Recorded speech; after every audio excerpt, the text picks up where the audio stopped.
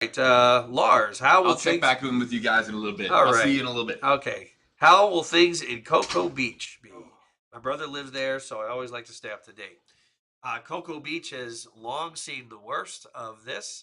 In fact, they're really not even seeing the onshore wind anymore. The wind is coming from the south, so it's actually kind of pushing water away from the coastline. So Cocoa Beach looking a lot better than the 3 to 5 foot storm surge that they saw earlier this morning. Winter Haven, yes, gusts are still pretty. It's still pretty gusty in Winter Haven. I noticed that still in the 40s, and you've still got some rain on the way. But in the next hour or so, you're going to start to see those wind gusts calm down a bit. Chicken Joe, I like that one. Yep, you slept through it. Some people slept through it. Some people didn't. You're south of Cocoa. Yes, debris from trees. Yep, that's you know, especially in areas that got hit with Ian, there's still debris on the side of the road that hasn't been picked up yet. And so, some of that debris is going to get tossed around and it's going to be it's going to be tough. Yeah, JB does have legs. Yep. We all do here. As far as I know. I mean, I could be wrong, maybe not. Haley Jackson, the rain is hard at your house. Where do you live? Do you live in Tampa? Do you live a little bit further to the north? XD Fire Toast, did the eye already hit Orlando? The center portion of the storm already did hit Orlando, and now conditions are really improving there. There's really not much rain left for Orlando. It's getting a little bit nicer in the Orlando area. In fact, I heard Disney was going to open this afternoon on a limited basis. I'm not really sure exactly how that's going to go. Big guy, my favorite color is blue. Yep. So, yes. So, let's go through this sequence of graphics for anyone that may have not been here 30 minutes ago. And again, right now you're looking at the world famous, I'm going to call this the Jeff Beardelli world famous real time wobber tracker because I thought I was good when I was looking at wobbles over the past so many years. And then Jeff says, "Oh, I have a graphic for that." And I said, "Oh my gosh, look at that. That is pretty cool." No power outage in Winter Haven, Jimmy. That's good. Chances are, if you don't have a power outage, you probably aren't going to have one if you haven't had one by now.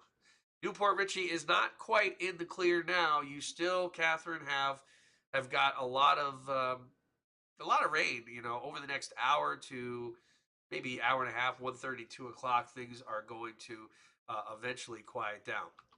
All right, I'll take a break from the questions and go over the track once again. And you know what? This track's going to update, I should say, yes, at 1 o'clock.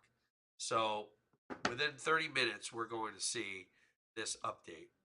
But again, it's expected to be in the Tallahassee area sometime this evening, late in the evening, 7 o'clock ish, and then move toward Atlanta by tomorrow morning. It's moving so quickly.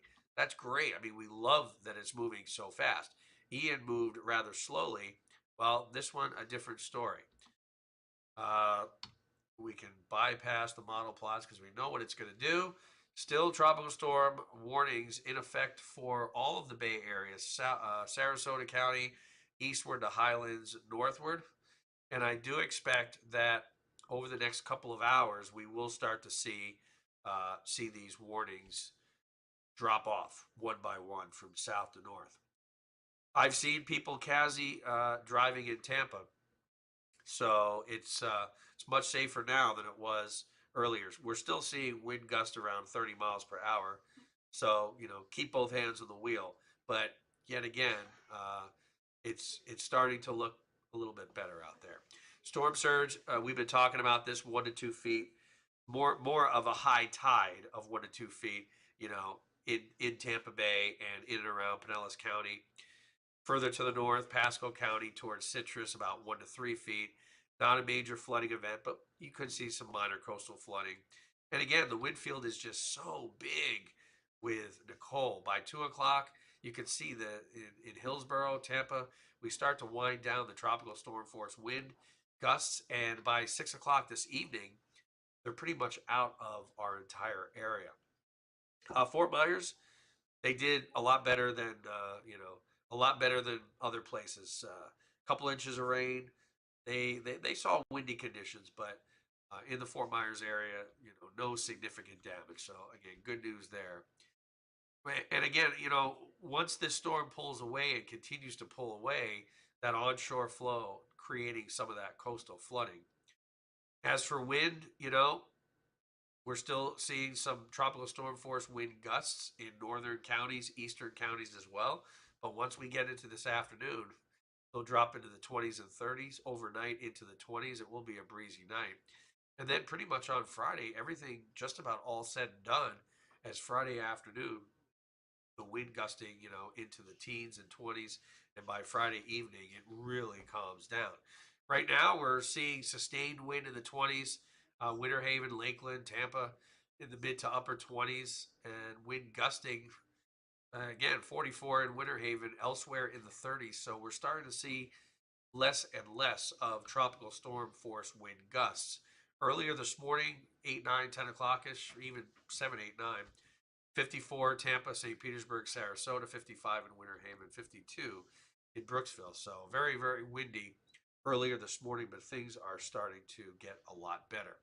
As for rain, again, by 1, 2, 3 o'clock, I'd say 2 and 3 o'clock, that storm pulls out into the Gulf or at least skirts the coastline, and things really improve. And by 5 and 6 o'clock, anybody that did have to work, the commute will be a lot better than this morning's commute, I'm sure. Friday morning, just a couple of stray showers. Really not much going on throughout the day on Friday. A little bit breezy at times, but all in all, in the next couple of hours, people are really going to see an improvement in our weather. So once again, we'll put what I'm going to call the world famous wobble tracker on. Let's see if there were any questions that I missed. Dave, the November hurricane that hit Florida in 1861. How'd they know it was a hurricane? There was still technology, maybe it was a handheld anemometer or something that, you know, or maybe they measured how far the trees bent or snapped, back then. But as far as I know, they did have some sort of thermometer, some sort of wind meter that did that did measure wind. Dylan, do you guys only care about Tampa? I guess I live in the nature coast, and you, of course, we care about the nature coast. That's why I showed the storm surge graphic that shows in the nature coast you're under a storm surge warning with 1 to 3 feet possible of storm surge.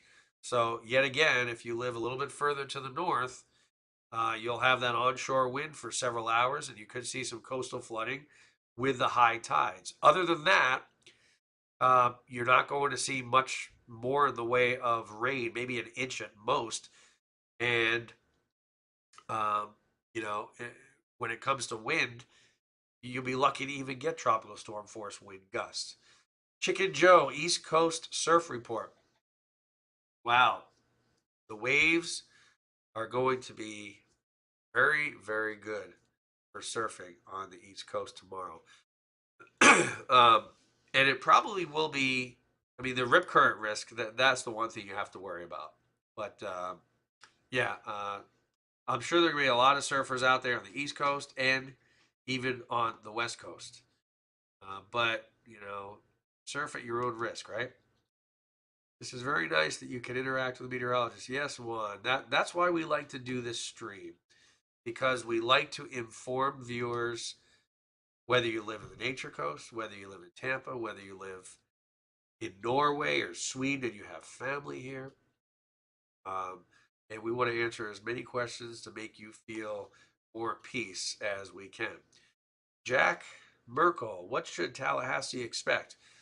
They'll start to see a little bit more in the way of rain. And I will move this back to the wobble tracker. They're already starting to see some of the heavy rain coming in, but it will be a rainy evening and it will be a windy evening where, wind gust up to 40 or so. But I don't think we'll see the tropical storm force wind sustained. I think it'll be more wind gust in the Tallahassee area. And again, the center is supposed to pretty much make its way toward Tallahassee around 7, 8 o'clock ish. All right, let's see. Spider Ave or Spider Ave. I'm in Orlando. Power lines are down everywhere. 3 blocking roads.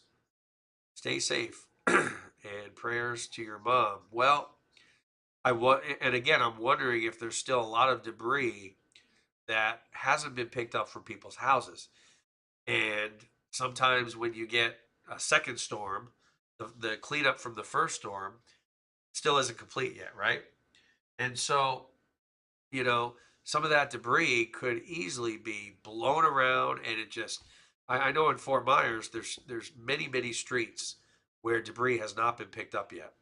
And so with, a 40, 50 mile an hour gust, now all of a sudden it's like you rake a bunch of leaves in your yard from up north.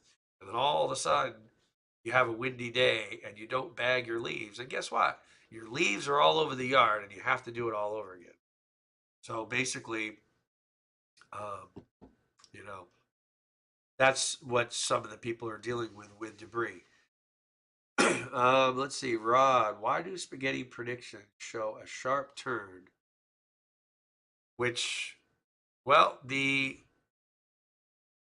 let's expand this. So basically, it did it did show a sharp turn, and the model, it followed the sharp turn. So going way out here, I mean, look where this started. Okay, south of way south of Dominican Republic and Haiti.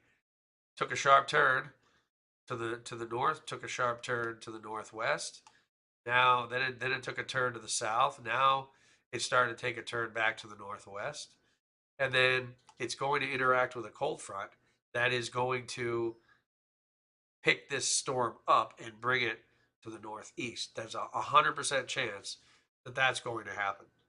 So um, it does, the models do get it right when it comes to a sharp turn. And again, you can see that it's going to make a turn to the north and the northeast, and it will be, out of here.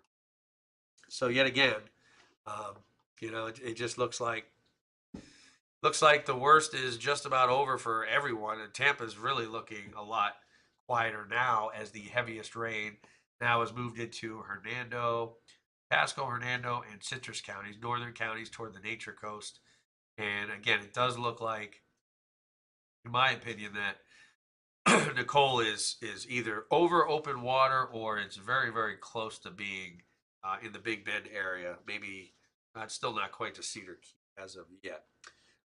Danny Inverness, yes, you are getting some heavy rain, and heavy rain is going to continue for the next 45 minutes or so with those strong gusty winds in those rain areas. Let's see. What else do we have? What other questions do we have? Pennsylvania. Hey, Mental Mama. Yep. You've got a pretty strong front coming in. Wendell. We got decent rain in Dade City, filling our lakes and ponds. Yes, and the positive note on this is that the soil and lakes and ponds and rivers, some are, well, they're a lot lower now than when Ian hit, because Ian hit pretty much right on the tail end. Or still in rainy season, and we've had a little time to dry out, which is good. So let's see, Vermont. I'm assuming that's Vermont. Would this hurricane be considered disappointment to storm chasers? So, um, on the East Coast, probably not. I mean, what's the disappointment? I mean, you couldn't really chase Ian because it was so devastating that you couldn't be out in Ian. So I wouldn't say it would be disappointing. No.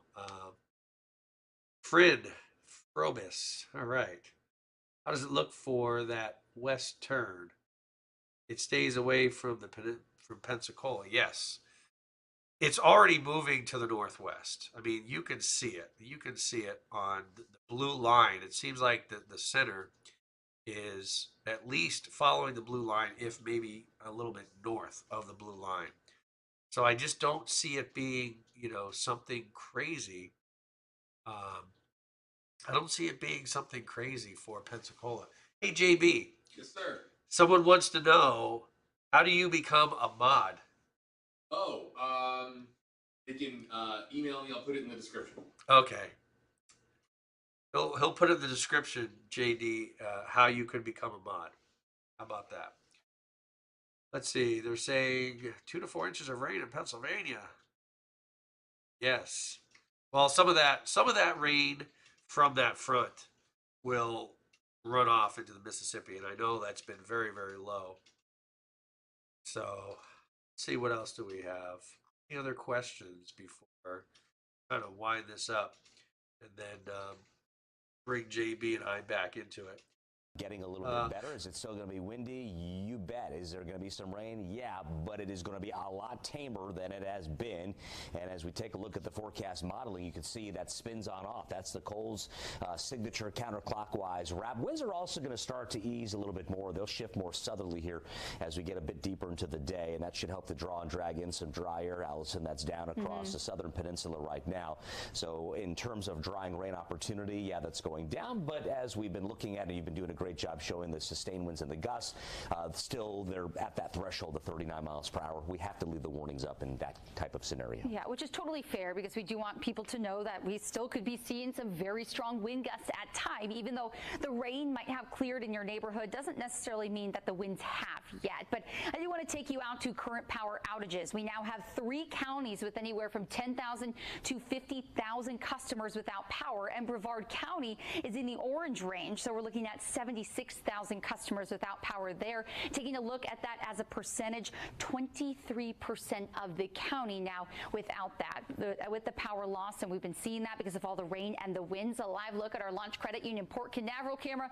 It's going in and out, but you can see that some of these awnings are flapping in the wind because winds are still strong. Take a look at current sustained winds right now, 36 miles per hour in Titusville, Orlando, Sanford, as well as Claremont, and gusts are even higher than that. It looks like the strongest wind gust that is reported within the last few minutes, Palm Coast at 56 miles per hour. And if you do live along the Big Bend region here, Cedar Key included, the center of circulation just off your east coast, so likely going to be seeing an increase in those winds and the chance, Jamie, for a few more of those showers as all of that continues up to the north as we head into out the evening hours today. Yeah, clearly here on the high resolution modeling, you can see those showers just kind of whack in Chiefland and Cedar Key into Gainesville, Ocala. So again, we got our eyes on it here for you. Going to continue to update you from the Fox 35 Storm Center. That's all for now here at 12:36 on this Thursday afternoon. Back to you now on the desk. Thank you, Jamie and Allison. And we're just getting word too that other buildings are being evacuated right near where Nestor was. Right, the Tower Grande condos. Again, this is in Daytona Beach Shores, which makes sense, Ray, right? Because you think about all of those buildings are experiencing the same conditions along the beach. They're on the same area, same seawall, and that's a concern. The seawall, the parts of the seawall are starting to collapse because of the dunes, as you explained, already eroded due to Hurricane Ian.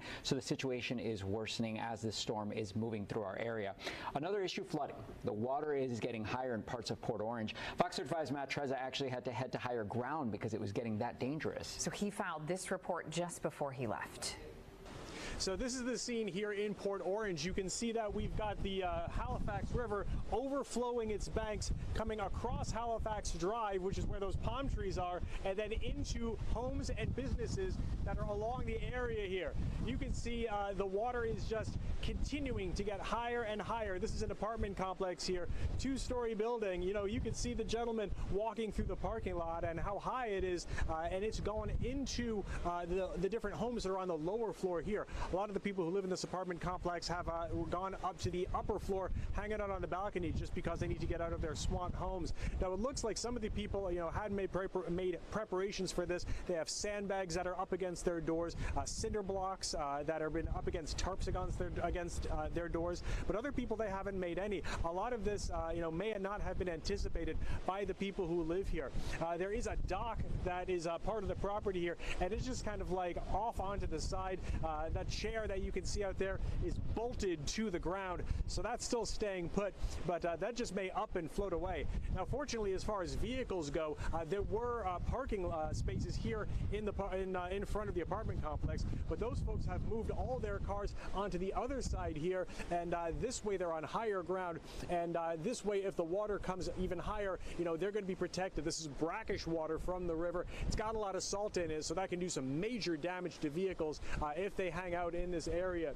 The restaurant there, Aunt Catfish, is on the river. We talked with the chef, who said, fortunately, everything inside is in pretty good shape. The inside of the building is a lot higher than the surrounding property, and so they feel that they hope they can even be ready to serve tomorrow.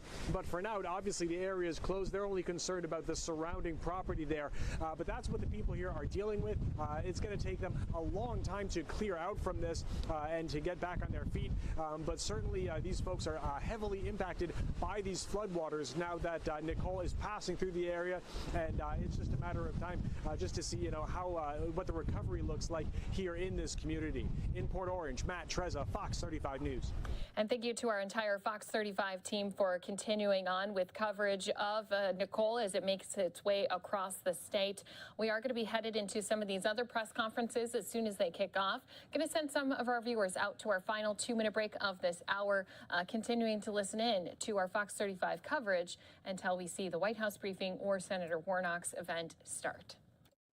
Improving, at least in Orange County. That is a good sign, especially for folks who are here on vacation. Can you imagine what a damper this has put on their vacation? Universal Orlando says it plans to have a phased opening today as well, but they have not provided details yet on what that will look like. Be sure to download the Fox 35 News app, and we will be posting all of the updates on the theme parks as soon as we hear of them. As a side note, the airport is still closed. So people are not coming in right now. Precautions are in place at SeaWorld to make sure the park's animals stay safe during this weather, of course.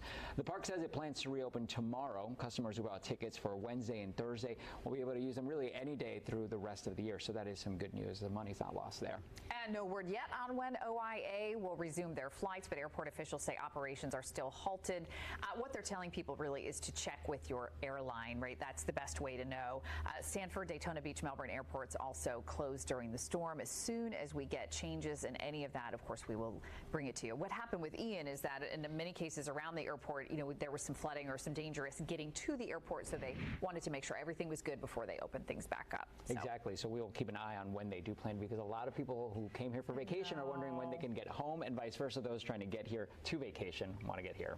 Well, we continue to track a breaking situation in Volusia County. People leaving their condos, being told they have to leave because Nicole washed away the seawalls and the dunes outside. So we will go out there as soon as we can, but right now we want to show you a live look from the Hard Rock Hotel in Daytona Beach. The condos we're talking about are south of this area in Daytona Beach, shores on South Atlantic Avenue, I believe. We have crews on the scene. We're wiping that camera because the rain continues to fall in that area, and we're working to get more information for you. So don't go away. We'll be right back.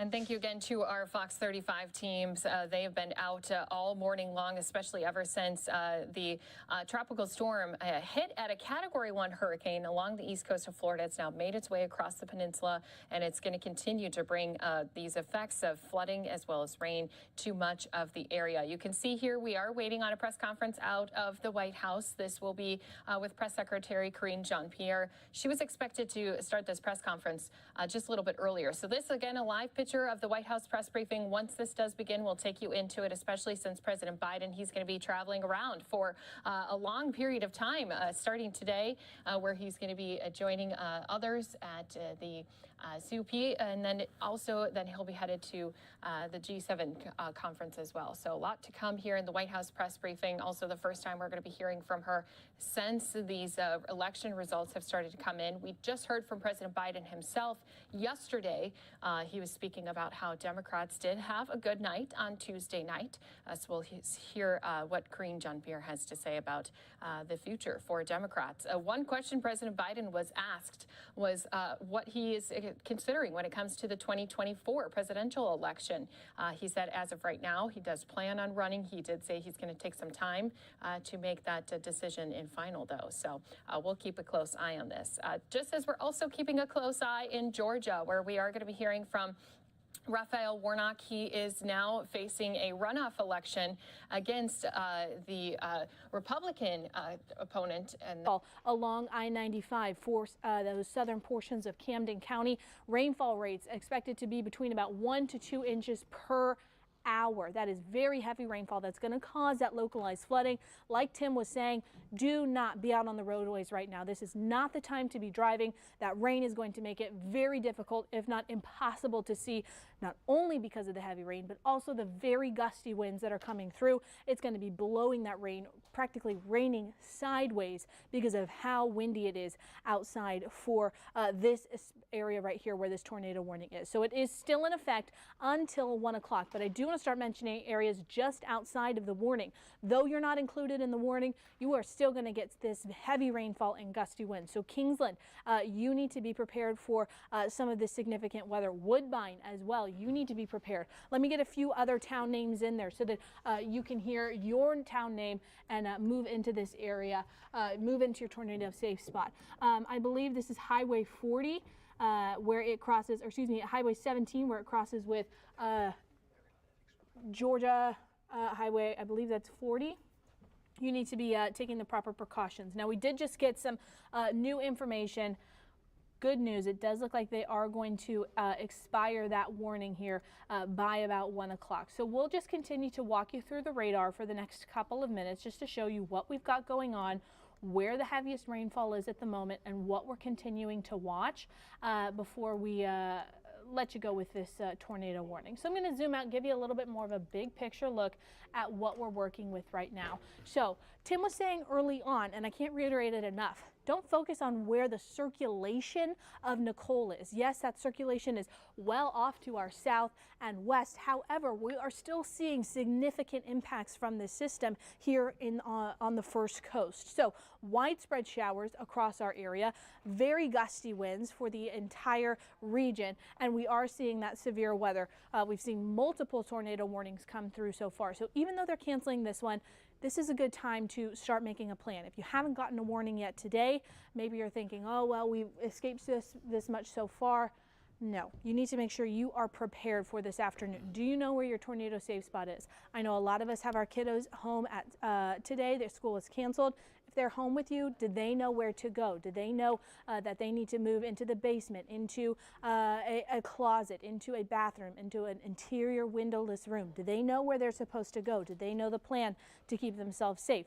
Think about your pets as well. Make sure that they, wherever your tornado safe spot is, that it's a spot where your pets can come with you as well. Just make sure that you are using this little bit of a lull that we're going to get in this tornado warning, in this to keep yourself and your family safe, so you're prepared for whatever the rest of our afternoon and evening is going to bring. These pockets of rainfall that you're seeing for portions of southeast Georgia, we're seeing rainfall rates between 1 to 2 inches. Again, that is going to cause some of that localized flash flooding. So if you don't have to be out on the roadways, this is over portions of I-95. Don't be out on the roads.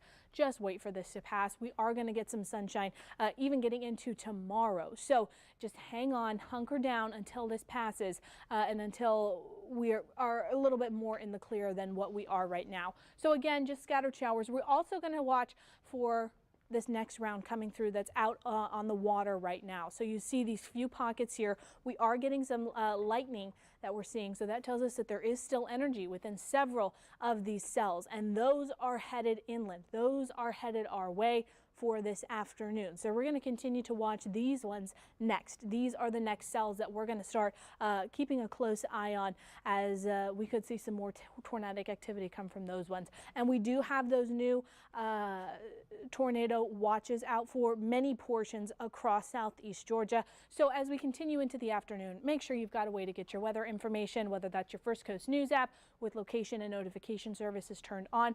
Whatever weather app you download, have location and notification notification services on so you can get the info that you need to know, and make sure you have a plan, that you know where you're going to go. So good news there. We did just get that tornado warning expired, so we are at least severe clear from imminent danger at the moment. Tim, you'd agree with that. However, we do still have that tornado watch in effect until 7 o'clock for many areas across the First Coast. We're going to continue to keep you updated on all of those, but for now, we're going to take a break.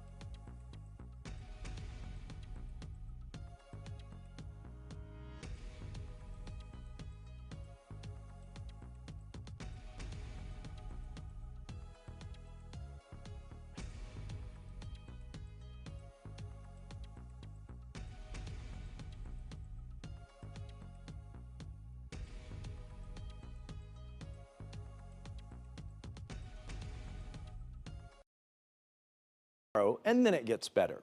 I think we're heading to Candace. Okay, let's head over to meteorologist Candace Campos. You've got more on the wind. Toss it to me, right? Yeah. All right. How strong the winds are at this hour. We are still seeing sustained winds between about 21 to about 26 miles per hour along our coast. And that is the same story, even miles inland, 25 to 20 mile per hour up and down the I-4 corridor. And even for you guys in Ocala and Leesburg, right now your sustained winds are at 25 miles per hour. So certainly a blustery afternoon.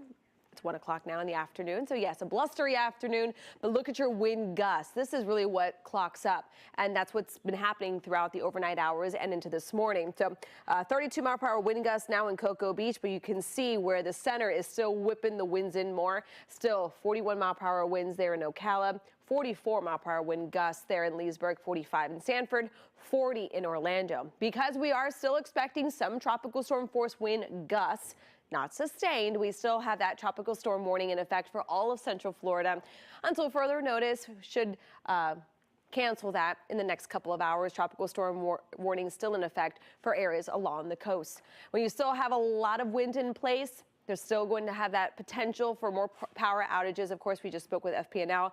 A lot of their linemen are out there working around the clock, trying to get us all back up with our power. We're at 76,000 residents in Brevard County, still the main zone with the most power outages. We're at 46,000 in Orlando, 26,000 in Seminole County, 36,000. And even now in Ocala, as the winds have really started to crank up for you guys, you now are up to 12,000 residents without any power. And fortunately, it looks like there will be more wind in store for at least the next few hours. With more on that is meteorologist Julie Broughton. Candace, as you said, we're not going to be dealing with tropical storm force sustained winds as we head through the rest of the day, but we will keep those gusts around as we move through the afternoon and even into the evening hours. Here's a look at our future wind gusts. You can see this is this evening. So tonight at 11 o'clock, we are still talking about winds on average gusting right around 30 miles per hour. So we're expecting 29 mile per hour wind gusts in Orlando. Along the coast, Volusia County, you've really had a rough morning out there. We'll keep those winds gusting around 30 to 35 miles per hour as we head head through the evening hours. Now, as we go overnight, they begin to let up just a little bit, dying down to about 20 to 25 mile per hour gusts on average.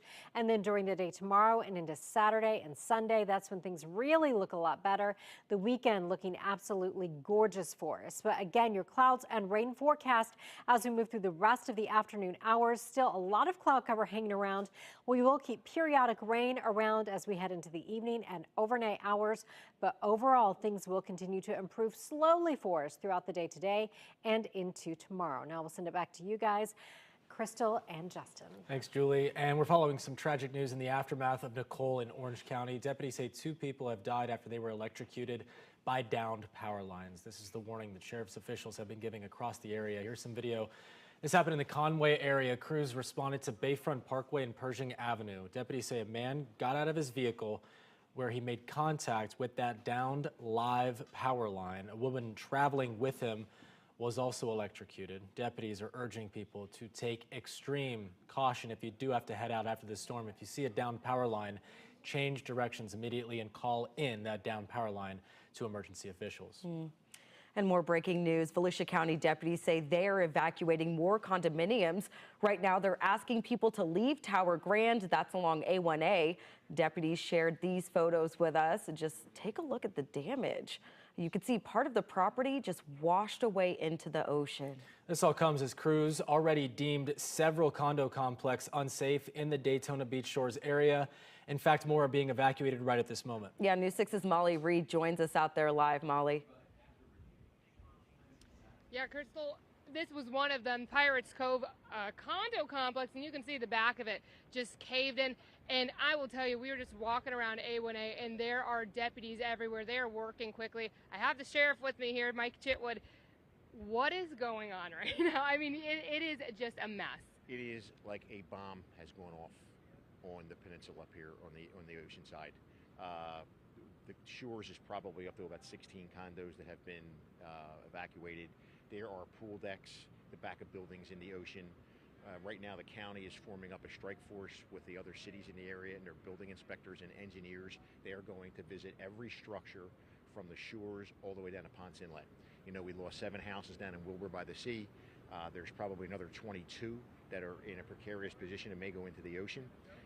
What I'm asking people is to stay the hell off of the peninsula unless you live here.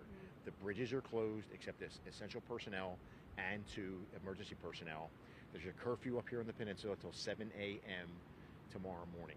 You've got to let us do our job. We're trying to lock down A1A. There are buildings that they may go down. They may go down.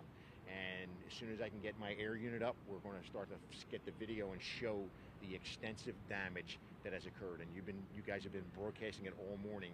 But now that the tide's starting to recede and the winds are dying down, you know, we're really starting to see the effects. And this isn't over. This isn't a one-day event. This is going to go on for days and days and days, where buildings are going to become compromised and big parts of them are going to fall into the ocean. So you were saying a little bit before we went on camera that engineers are now going to start looking at other buildings. I mean, talk about it. Like with this one, you can visibly see the issues. It's already started, but there are some maybe that have not caved in yet, but are still at high risk. I mean, talk about why it's such a risky situation right now. I'll give you an example. I was just on a pool deck in the 3900 block of South Atlantic at a high rise. That pool deck is completely compromised, and I just happened to look over at the property next to it. That pool deck, there's nothing under there but 2 poles holding it up. Nothing. The sand is completely gone. The foundation is gone. So you know it's a matter of time before that building's going to need to be evacuated as well. And all of those things are starting to come to light now that you can get out and really see what has transpired. This is not a joke. Ian did a number on us. It softened up our infrastructure. There was no way we could have gotten back in time. And now what Nicole just did is there's probably billions and billions of dollars of damage up here. Absolutely.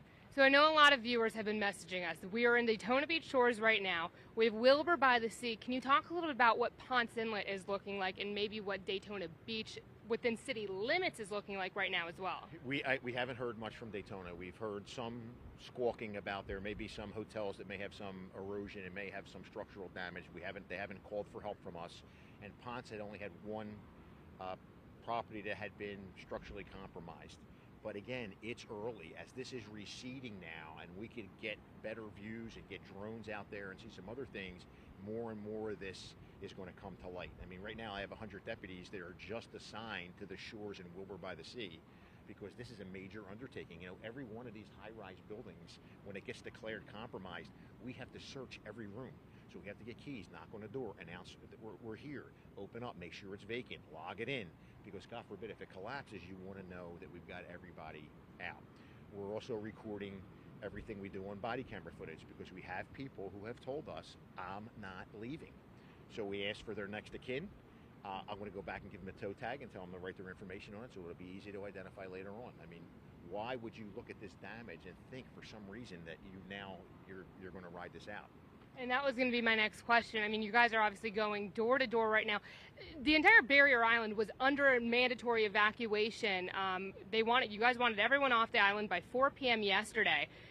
How many people, and you kind of talked about, there's people who won't go. How many people, if you had to throw an estimate out there, do you think are still maybe in these buildings that are at high risk? I will tell you that we probably, since yesterday afternoon and today, probably 500, 600 people we've asked to leave. And of that, 3 or 4, I mean, obviously we had 2 knuckleheads in here who yesterday told us to go pound sand, pardon the expression, and said, we're not leaving. Well, we were able to get warrants that charged them, and they sold the light and said, okay, we're out of here. So, you know, that's what you got to do. But the overwhelming majority of people, they understand it. People who have walked on the beach and have saw the damage that Ian did, they knew this was coming. They just figured, hey, we'll ride it out as long as we can. But the homeowners in Wilbur by the Sea, you know, we've got that going on right now. There's a bunch of them that are saying, I'm not going. And you showed the footage of the one house that we were in there with, 1,000 square feet in the ocean. Living room and dining room and bedroom gone. And this, like I said, this is not, okay, the storm's over, this is over, now we rebuild. It's not. We have more cycles of these tides that are going to be coming in here. You still have the wind blowing. Erosion just doesn't go away. And you know, until you're able to structurally solve these problems with these buildings, erosion and the sea is still going to eat away at them. Absolutely. All right, thank you so much. We'll let you get back to work. I know you guys are very busy. So you heard him. Very dangerous situation out here still. They do not want any residents going around right now. Back to you guys. All right. Thank you, Molly. You just heard the sheriff talk about Wilbur by the Sea. Several beachside homes there collapsed in the Atlantic Ocean. The waves lashing the shoreline there. I just found it interesting. Here's some video from that area, Wilbur by the Sea. The sheriff said, quote, it's like a bomb has gone off here on the peninsula, here along A1A. It's like a bomb has gone off. This is not a one-day event either, as he reiterated. This is several days. They have the potential for more buildings to go down. That's why they're going door to door, evacuating more people. And if these people refuse, he goes as far as issuing a warrant to get them out of their units. And if they don't do that, he will toe tag them, because these buildings are not safe. This is a serious deal. And if you are living in one of these areas and a sheriff's deputy comes to you and says, hey, you got to go, they're trying to keep you safe. And while your structure, your home, your condominium may look fine, once we get that high tide again, it is just ripping away at the structure. And, you know, they just need to go in there and get some engineers and inspect it to make sure it's safe enough for those residents to head back in. Well, we will have more live coverage coming up on Tropical Storm Nicole after this break. We're going to take a look at those roads as well and the impacts in Brevard County. All right, this is a live look right now out of downtown Orlando. Keep it right here. We'll be back.